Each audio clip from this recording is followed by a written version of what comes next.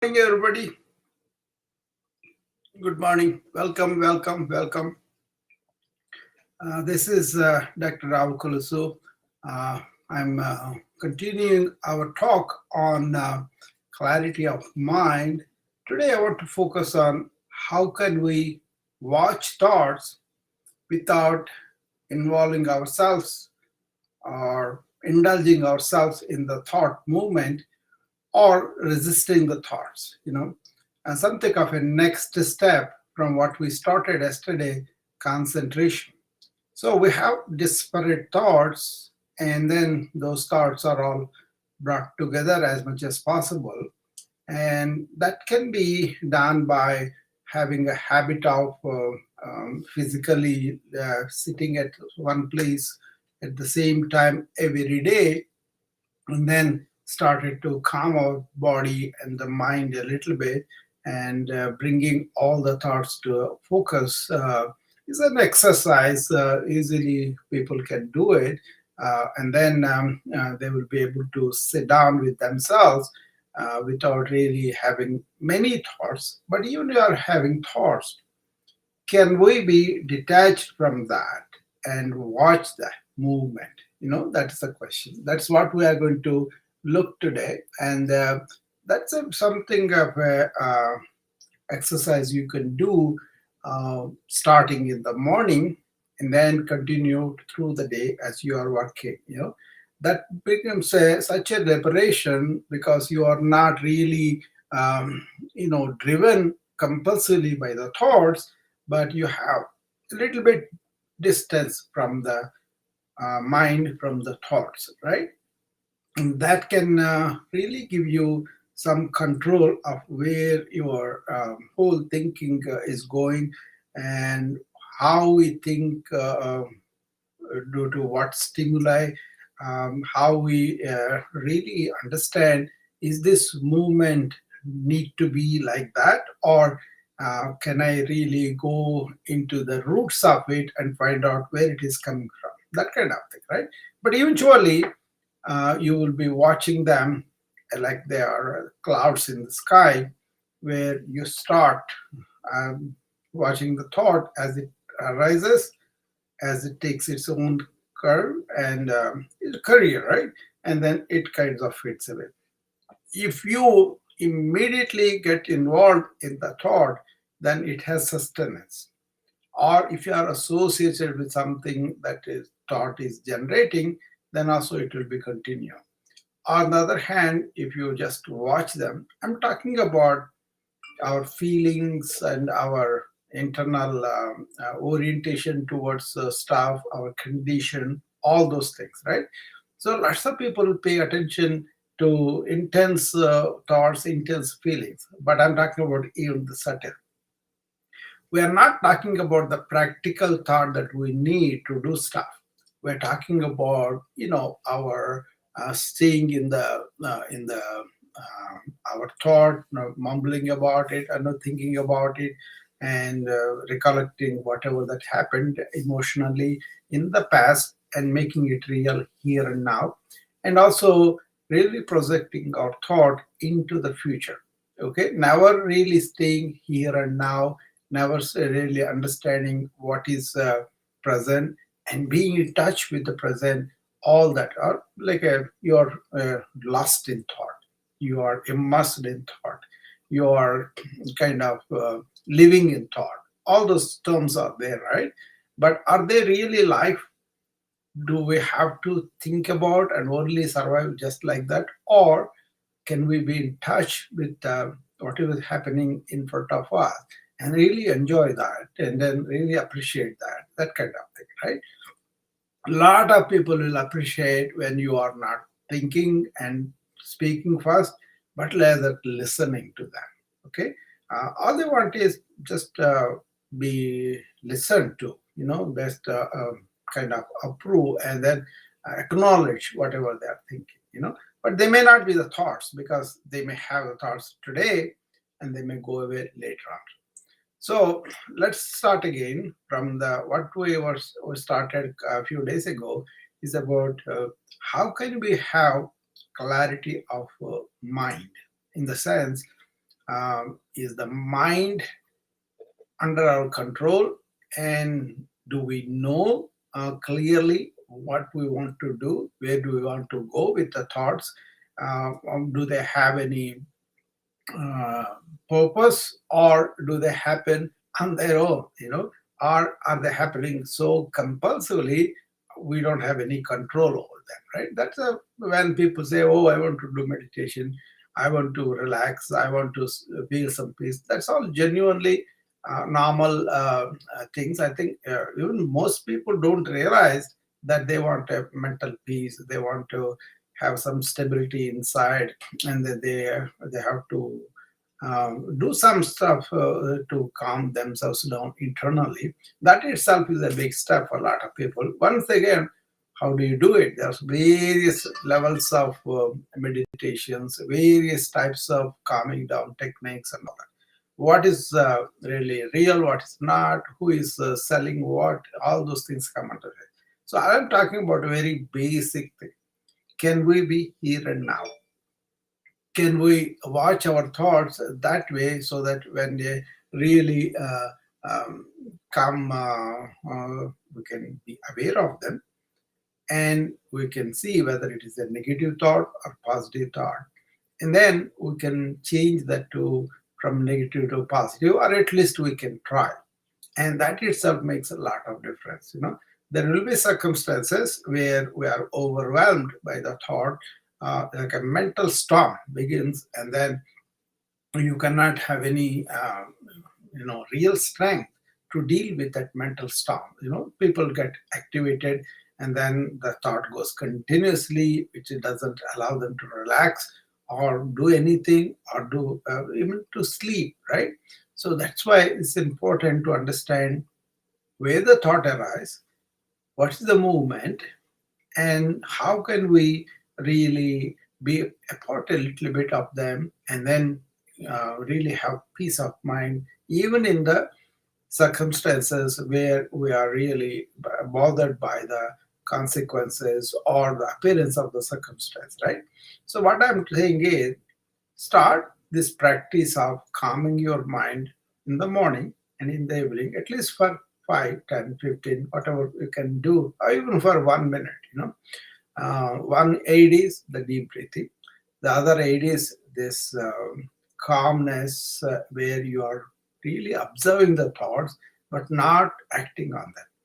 So, if you can keep your entire thought in the present in the morning by watching them, by not indulging, by not really suppressing them, that's a wonderful thing, I think. So, that's what I was presenting here. If you have desperate thoughts, try to bring them together, okay? And then just try to see, what is the thought. Is it here and now, or is it is from the past, or I'm projecting in the future?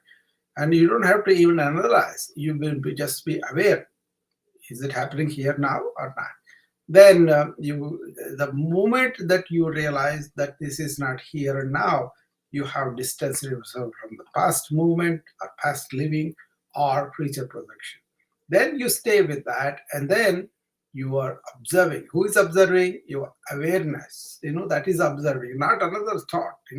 Your awareness, what it is, the conscious being, that is observing the thought, not to be associated with anything else, not to entangle itself with further thoughts and all that. So have a practice every day, especially at dawn and dusk, where for a few minutes you take time, and then you say, all right, let me sit down and close my eyes and calm myself down, whatever is happening in my life.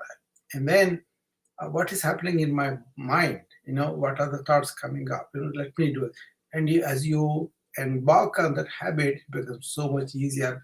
But you have to do consistently every day at the same room, same time. That is, if you don't have a established practices and all that, if you are starting afresh. I'm talking to the person who is beginning to do this, and then you sit down and you slow down the thoughts, and then you can see what they are composed of, and you can see the validity of them. or the negativity or positivity character of them. If they're positive, fine, but if they're negative, you can turn them. That's a cognitive reframe you talk about, right? From negative to positive. And then positive continues, positive builds on itself, and then it becomes a very good thing to go by. And then later on, you can go beyond that one thought also. Those are the steps I was talking about. So yesterday we talked about when the thoughts are all over, how can you control by practice and also by developing some kind of detachment. Then the more concentration will be happening to you because you are detached to the things that you don't need. You are detached to things that are happening unconsciously. You are detached to things that are very trivial, do not matter, are meaningful to you. So those kind of two are prescribed in the traditions also. And then once you have learned some kind of sitting down, immediately concentrating the thought, then you can watch those few thoughts that are there gathered together and then let them come, watch, and let them go. In every day, we have maybe, they said 16,000 thoughts. Do we need that many? Why do we have to have that many thoughts? And also allowing the mind to be automatic in its own automatic drive, that is the problem. Then it will weave itself a matrix and then will take you into the matrix and you're caught in that. So instead of being that, think purposefully, think meaningfully, think that engages you in that activity. And then as few thoughts you have, the better you are. And if you start to watch the thoughts and they are not associated with any particular thing, they will drop away. Suppose you think of an insult by a friend a couple of days ago. It was bothering you because you thought he was his friend, but he said this, and that's why you felt hurt. But you never got over the hurt. And the moment you remember that, and it comes to you, that memory, right? And immediately you say, oh, what I'm doing? Why I'm like this? And then you feel hurt, you relive the incident. That is being living in the past. Do we want to do that? So memory may come, but don't indulge in it. That is watching the thought. If you watch the thought without suppressing it, without indulging in it, then it will fade away. That's what I wanted to present today, and I hope people are, you know, uh, happy with that explanation. So, first step in any meditation practice is realize that we have so many desperate thoughts going all over all directions. So you want to bring them to focus. Okay, it could be like a prayer, it could be like a just a calming technique or relaxation exercise, or it could be staring at a lamp, or it could be worshiping a sculpture, a photo. People have different things, right? All those things will give you an external focus where you can bring your thoughts together. After that, you can have an internal locus of focus, where you have that location inward, then you can stay there too. But externally, you can use that and bring the thoughts together and then close your eyes and see the thought, where it is coming from, why it is coming from, and then follow the thought. Observe the thought. Don't indulge, don't suppress. And watch it like it's a cloud in the sky, beginning and going and going. Okay. Once it is done, uh, finish it off with it. How? Just by being conscious of what you are doing. Then all these things will not come. If your focus is very good, if you are really involved in your work, whatever, you may be teaching yoga, you may be teaching Pilates, you may be teaching some uh, calisthenics, or any number of sports, right? Or just activity. You are going on a trial, you are enjoying the nature as you are exploring the trial, and you are driving the car to your workplace. Don't be gone and lost in the thoughts. When the thoughts come, just observe them, and purposefully. If you are conscious about the activity you are doing, you will not be involved, lost in the thought. Then you will be free of that compulsiveness of the nature of the thought, and you will be able to use it purposefully, meaningfully, and engaging in thought makes much more sense. Rather than these unconscious, compulsive thoughts that come on and then we just let them go, and then they weave their own matrix as you leave them alone. People have multiple stimuli, and then they kind of respond to the stimuli, and then they become more and more involved in that. Okay, so that's what I wanted to say today. Anybody has any questions or anything, they can come up and talk to me on the wisdom in the clubhouse and also on the uh, Instagram. I'm open on the other channels also, so that all my friends on the other channels can hear me. And then if you have any doubts, you can always DM me and reach me. Anyway, the people who don't know me, my name is Rao Kolisu. I'm also a practitioner. I'm a student of ancient wisdom, I say, and also science of consciousness, which are big deals that were explored in the ancient time. That's what I wanted to introduce people to. If they are already in it, I'm happy to engage with them. Otherwise, I want to bring to the modern times the hacks from ancient wisdom that will help us to deal with the stress and burnout and all that we are going through. So this is like a very important avocation for me, like a daily activity that I want to see. A lot of people, they approach me or anybody else who is trying to help the people when they're stressed out, when they have difficulties. But what my approach is, learn all these things when you are doing well. Learn all these things in education and then imply them. Like, how to be present, how to be in awareness, how to sleep well, how to eat well, how to do optimal exercise, how to keep our minds calm every day. Those kind of things I think we should do when we are healthy.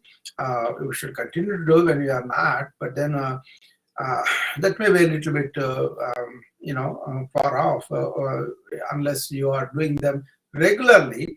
They may not kick in and they may not help you when you really encounter life. For example, you are reactive. You are reacting to things that are happening in the hospital or workspace, whatever it is, and you're reacting so much that you are bothered by it, and you come home and you sleep on it, and next morning you go with it too. You never had really have a mechanism to make yourself calm down and to really understand how this reactive mechanism going on and how it can affect your health both physically and mentally. But if you develop a system where you are non-reactive, but you are responding to your whatever responsibility that you have, that responding ability without having this emotional reaction, I think is very, very, very good. You can be really involved emotionally. I want to do this. That's all okay. But then this anxiety, this fear, this anger, those things are the one. Those emotional states can cause stress hormones, right? That's what I'm talking about. Non-reactiveness. You take it like a matter of fact on a lot of things. You just do them, and if you fail them, you learn from that too. That kind of attitude, I think, helps a lot in the modern age. And also, there are so many unwanted, multiple stimuli come at us too, and then we kind of pay attention to those things that we really do not need us. Then we don't really need them. But we pay attention to them. That multiple stimuli. So that's why I want to train people so that they have not only the physical capacity, stamina, and health to go about the life, but also understand their interior a little better so that they can handle the situations in a much more equanimous way rather than reacting to everything in a severe way, and that affects their problems, their health, right? Both physical and mental. So that's what I wanted to tell you all for today. It's almost 20 minutes I have been talking. Anybody wants to come up, you're more than welcome to come up. And talk to me about anything that you want me to ask a question. I see some of my friends on the wisdom. Anybody wants to come up, they can. And there is somebody on the Instagram. Okay, Barry. I think Sai probably. Yeah, he did accept it. Let him come up and we'll talk about it. Hello. Hi. How are you? I'm good. How are you? I'm fine too. I'm good too. Okay. You have a comment or a question on what we are talking about? Yeah. I'm just calling from Gambia, in Africa, west side of Africa. Okay. Yeah. So do you have? I'm listening to you. You are saying like very powerful words now. Okay. Yeah. That's nice. So do you have a question that I can answer? Is it? What? Do you have a question or comment on what we're doing here?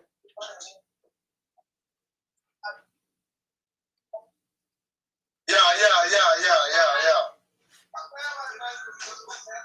So I think he's from Zambia, and then he's talking about things.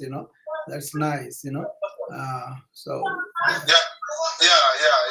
Drama. Okay. Yeah. Okay.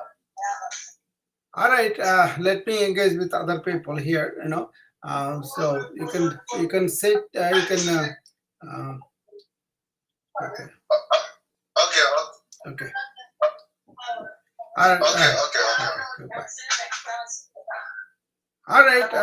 With that, if nobody else has any questions, you will continue this series tomorrow. I will go to how to slow the thought and how to really transform from negative to positive, which is the cognitive reframing. So it's a kind of going from step by step. I can talk about all of that in one sitting too, but I think it may be not achievable, or people may not be interested in all the steps at one time. So I'm taking my time to explain the subtle steps that are involved from having a thought that's uncontrolled to something that is really we can control the thoughts, and then be one pointed and be relaxed inside. Okay. So I will be seeing you all then, maybe later on. Okay. Bye, everybody on the Instagram. Okay. Bye bye, everybody on the Clubhouse also. All right. I'm going to hang up on the Facebook and other channels too for now, and give some room to my friends in